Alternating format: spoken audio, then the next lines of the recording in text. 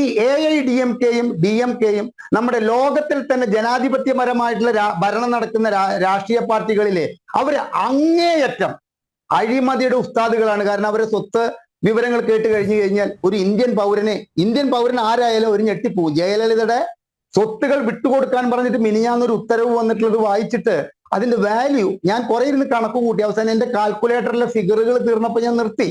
അപ്പോ ജയലളിതയായാലും ഈ DMKയുടെ ഇപ്പോഴുള്ള ഭരണത്തിലുള്ള നേതാക്കന്മാരുടെ ആയാലും മരിച്ചുപോയ ശ്രീ കരുണാനിധിയുടെ ഒക്കെ ആയാലും അഴിമതിയിലൂടെ ഈ രണ്ട് രാഷ്ട്രീയ പാർട്ടികളും സ്വരൂപിച്ചിട്ടുള്ള സ്വത്തിന്റെ കണക്ക് നമുക്ക് എങ്ങും എത്താത്ത വിധത്തിലുള്ള ഒരു കണക്കാണ് അവരുടെ കയ്യിലുള്ളത്. അപ്പൊ അങ്ങനെയുള്ള രണ്ട് രാഷ്ട്രീയ പാർട്ടികള് ഈ ജില്ലാ കളക്ടർമാരെ എത്ര അനിൽ നമ്പ്യാർ അതിൽ എത്ര കൃത്യമായിട്ട് പറഞ്ഞിട്ടുണ്ട്. അവരെ സാക്ഷികളാക്കിയിട്ട് ചോദ്യം ചെയ്യാൻ വേണ്ടിയിട്ടാണ്, അല്ലാണ്ട് അവരിൽ നിന്ന് അവരെ അറസ്റ്റ് ചെയ്യുമെന്നൊന്നും പറഞ്ഞിട്ടില്ല. പക്ഷെ ഈ സർക്കാർ ഉദ്യോഗസ്ഥരെ IAS ഉദ്യോഗസ്ഥരെ മറയാക്കിക്കൊണ്ട് ഇത്തരത്തിലുള്ള ഒരു മണൽ മാഫിയയുമായി ബന്ധപ്പെട്ടിട്ടുള്ള കള്ളപ്പണം വെളുപ്പിക്കലിൽ നിന്ന് രക്ഷപ്പെടാൻ ശ്രമിക്കുന്നത് നമ്മുടെ ഇന്ത്യൻ ജനാധിപത്യത്തിന് ഒട്ടും ഭൂഷണമല്ലാത്തൊരു കാര്യമാണ് ചെയ്തിരിക്കുന്നത്. അല്ല, അത് മാത്രമല്ല ശ്രീ ഹരിദാസ് ഇവരെ പ്രതിസ്ഥാനത്ത് നിർത്തിക്കൊണ്ടല്ല വിളിപ്പിച്ചത്. ഇവ വെറും സാക്ഷികളാണ്.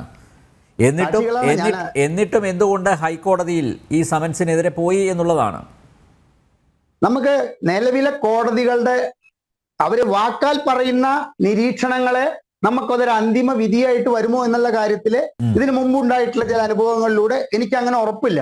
പക്ഷെ ഇന്ന് കോടതി ഇപ്പൊ ഈ കേസിൽ കണ്ടെത്തിയിട്ടുള്ള വാക്കാൽ നിരീക്ഷണങ്ങളായാലും എഴുതപ്പെട്ട നിരീക്ഷണങ്ങളായാലും അതൊരു ഉത്തരവായിട്ട് പുറത്തു വരേണ്ടത് ഈ തോമസ് ഐസക്കിനും ഈ അരവിന്ദ് കെജ്രിവാളിനും ഈ ജില്ലാ കളക്ടറും ഇപ്പൊ തമിഴ്നാട്ടിലെ ഈ ജില്ലാ കളക്ടർമാർക്കും DMKക്കും ഒക്കെ അങ്ങേയറ്റം കൊടുക്കാവുന്ന കോടതിയുടെ വലിയ നമ്മൾ പറയുന്ന ഒരു ശാസനയായിട്ടായിരിക്കും അത്തരത്തിലൊരു ഉത്തരവ് എഴുതപ്പെട്ട ഒരു വിധിയായിട്ട് പുറത്തേക്ക് വന്നാലുള്ളത്. ഇനി നമ്മൾ കേരളത്തിലെ കാര്യം എടുക്കുക. ഞാൻ തുടക്കത്തിലെ പറഞ്ഞു, കോടതി കുറ്റവാളിയാണെന്ന് പറഞ്ഞാലും ഞങ്ങൾ അംഗീകരിക്കില്ല, ജനങ്ങൾ കുറ്റവാളിയാണെന്ന് പറഞ്ഞാലും ഞങ്ങൾ അംഗീകരിക്കില്ല. ഇനി ഇവിടെ നടക്കുന്ന സ്ഥിതി എന്താ? അതായത് കരുവന്നൂർ കേസിൽ പിടിച്ചെടുത്ത രേഖകള് പിടിച്ചെടുക്കാൻ EDക്ക് അധികാരമില്ല. അതിന് ഇവർ കേരള ഹൈക്കോടതിയിൽ പോയി. കേരള സർക്കാർ ക്രൈം ബ്രാഞ്ചിനെ കൊണ്ട് ഒന്ന് ആലോചിച്ച് നോക്കണം. വിഡ്ഢിവേഷം കെട്ടിച്ചിട്ട് കേരള ഹൈക്കോടതിയിൽ പോയി. ആ കേസിന് 70 ലക്ഷം രൂപയാണ് നമ്മുടെ സംസ്ഥാന ഖജനാവിന് ചെലവായിട്ടുള്ളത്. ഞാൻ ഈ ജനത്തിലെ ചർച്ചയിൽ പറഞ്ഞിട്ടുള്ളത് വീണ്ടും ആവർത്തിക്കുകയാണ്. ഈ ഒരു പ്രേക്ഷകനെങ്കിലും അന്ന് കേൾക്കാത്തതുണ്ടെങ്കിൽ 70 ലക്ഷം രൂപ കൊടുത്തിട്ട് ആ കേസിന് പോയിട്ട് ആ കേസ് സുഖമായിട്ട് കോടതി തള്ളുകയാണ് ചെയ്തത്. കാരണം EDക്ക് ഇതിനുള്ള അധികാരമുണ്ട്, അത് കാരണം കൊണ്ട് ഈ കേസ് തള്ളുന്നു എന്ന് പറഞ്ഞു. എന്നിട്ട് പിന്നെ രേഖകള് തിരിച്ചു കിട്ടണമെന്നാവശ്യപ്പെട്ട് വീണ്ടും ഒരു 15 ലക്ഷം രൂപ കൊടുത്തിട്ട് കേസിന് പോയി. ആ കേസിൽ ആവശ്യമുള്ള രേഖകൾ EDയുടെ ഓഫീസിൽ വന്ന് വാങ്ങാമെന്നല്ലാതെ EDയെ ശാസിക്കാൻ പോലും തയ്യാറായില്ല. അപ്പൊ EDക്ക് ഇന്ത്യൻ ജനാധിപത്യത്തിന്റെ ഭരണഘടനയനുസരിച്ചുള്ള EDയുടെ അധികാരങ്ങൾ വെച്ചിട്ട് അവരെ ഇത്തരം കാര്യങ്ങളിൽ ചോദ്യം ചെയ്യാൻ വിളിക്കുന്നവരെല്ലാം തന്നെ വിമുഖത കാട്ടിക്കൊണ്ട് കോടതിയിലേക്ക് ഓടിച്ചെന്ന് ഇത് സ്റ്റേ ചെയ്യണമെന്ന് പറയുന്ന അവസ്ഥ മാറ്റിയെടുക്കേണ്ടത് കോടതി തന്നെയാണ്. അതിന് കോടതി തയ്യാറായാൽ അത് ഇവിടുത്തെ സാധാരണക്കാരായ ജനങ്ങളോട് ചെയ്യുന്ന അങ്ങേയറ്റം ഒരു നീതിപൂർവകമായ പെരുമാറ്റമായിരിക്കാം. ഇനി ഇവിടെ കേരളത്തിൽ നടക്കുന്ന കാര്യങ്ങൾ എന്താ?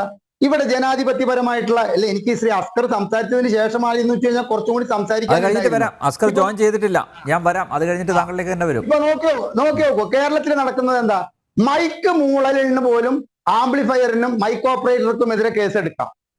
അതുമാതിരി തന്നെ ഒരു സബ് ഇൻസ്പെക്ടർ ക്രമസമാധാനം പാലിക്കാൻ ഉപദേശിക്കാൻ ചെന്ന സബ് ഇൻസ്പെക്ടറുടെ ചെകിടിന്റെ കർണപടം അടിച്ചു പൊട്ടിക്കാം.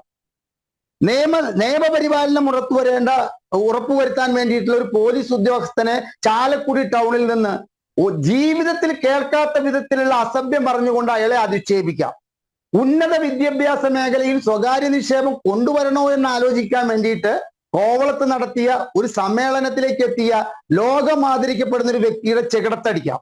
സത്യം വിളിച്ചു പറയാൻ വേണ്ടിയിട്ട് ക്യാമറ ഒരു SFI നേതാവിലേക്ക് തിരിച്ചു വെച്ചപ്പോൾ ഒരു മാധ്യമ പ്രവർത്തകയ്ക്കെതിരെ കേസെടുക്കാം.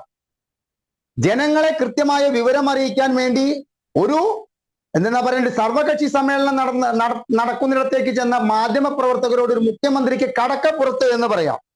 പ്രതിഷേധിക്കാനുള്ള ജനാധിപത്യാവകാശത്തിന് വേണ്ടിയിട്ട് നവകേരള യാത്ര പോകുന്നിടത്ത് കരിങ്കൊടി കാണിച്ചവരെ ഇഷ്ടിക കൊണ്ട് ഹെൽമറ്റ് കൊണ്ട് തലക്കടിച്ചു കൊല്ലാം. ഇതൊക്കെ ജനാധിപത്യപരമായി അംഗീകരിക്കപ്പെട്ടിട്ടുള്ള കാര്യങ്ങളാണ്. ED എന്ന് പറയുന്ന ഇന്ത്യയിലെ ഏറ്റവും വലിയൊരു അന്വേഷണ ഏജൻസിക്ക് ഇവിടുത്തെ കുറ്റവാളികളാണോ ഒരു വ്യക്തി എന്നറിയാൻ വേണ്ടിയിട്ട് ചോദ്യം ചെയ്യാൻ വിളിപ്പിച്ചു കഴിഞ്ഞാൽ അത് തെറ്റാണ്. എന്താണ് ഇവിടെ നടക്കുന്നത്? എങ്ങോട്ടാണ് ഈ പോക്ക്? ഇത് അങ്ങേയറ്റം നമ്മൾ ചോദ്യം ചെയ്യപ്പെടേണ്ടതാണ്. ഇതിന് തടയിടേണ്ടത് ശ്രീ അനിൽ നമ്പ്യാർ കോടതി തന്നെയാണ്. ഇതിന് മറ്റാർക്കും ഇതിന് തടയിടാൻ പറ്റില്ല. കാരണം ഇവരെ ഇനി ഒരാള് ഇത്തരത്തിൽ EDയോ CBIയോ ചോദ്യം ചെയ്യാൻ വിളിപ്പിച്ചു കഴിഞ്ഞാൽ, ഞാൻ മുൻ മന്ത്രിയാണ്, ഞാൻ മന്ത്രിയായിരുന്നു, അല്ലെങ്കിൽ ഞാൻ ഇപ്പോൾ മന്ത്രിയാണ് എന്ന നിലയിൽ എനിക്ക് ഈ ചോദ്യം ചെയ്യാൻ ഹാജരാകാൻ സാധിക്കില്ല എന്ന് പറയുന്നത്, അതേ അവകാശം MK ഹരിദാസിനും ഉണ്ടെങ്കിൽ മാത്രമേ ഇവർക്ക് പോകാൻ സാധിക്കുകയുള്ളൂ എന്ന നിലയിലേക്ക് കോടതി ഒരു ഉത്തരവ് പുറപ്പെടുവിക്കണമെന്നാണ് എനിക്ക് പറയാനുള്ളത്.